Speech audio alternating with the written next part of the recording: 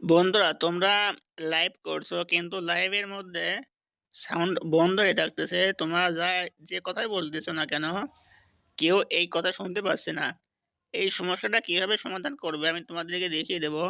যদি তোমাদের লাইভে এরকম সমস্যা হয় তাহলে তোমরা কিভাবে সমাধান করবে আমি এই বিষয়টা তোমাদেরকে দেখিয়ে দেবো। ওকে, চলে যাই মূল ভিডিওতে।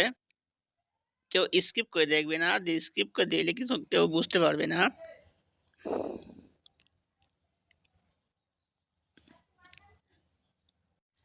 আমি চলে আসলাম মোবাইল অ্যাপে এসে এই যে প্লাস আইকনে টাচ করব।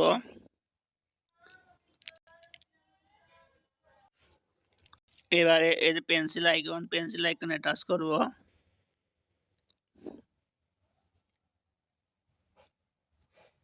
পেন্সিল আইকনে টাচ করার পরে তোমরা তোমাদের লাইভে এই যে পেন্সিল আইকনে টাচ করে থাম্বনেল দিতে পারো। এটা লাইভের টাইটেল দিবে এবং এটা হচ্ছে ডেসক্রিপশন, বর্ণনা।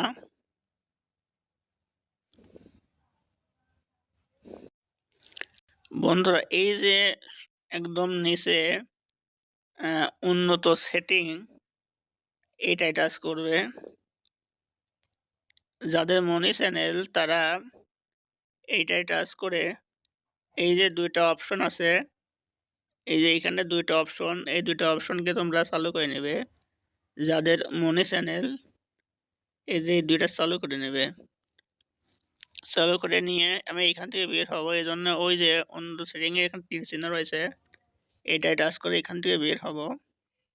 বের হওয়ার পরে বন্ধুরা আমি যেহেতু তোমাদেরকে দেখিয়ে দিচ্ছি সেই জন্য লাইভটা এই যে এখানে আমাদের পাবলিক করা আছে, এটা আমি আনলিস্ট করে দেবো। তোমরা কিন্তু এটা পাবলিক করে রাখবে। আমি এটাকে তালিকাভুক্ত নয় এটা দিয়ে রাখলাম। তোমরা কিন্তু তোমাদের লাইফটা সবসময় এটা দিয়ে রাখবে।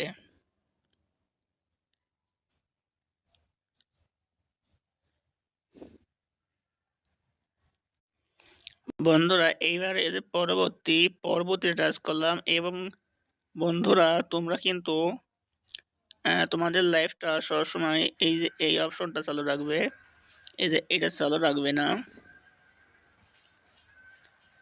এবারে এই যে লাইভ হন, এটাতে টাচ করব।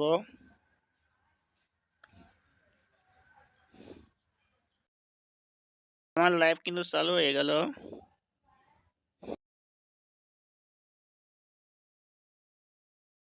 সাউন্ড যখন নাই তখন তোমরা লাইভ থেকে একবারে বের হয়ে যাবে।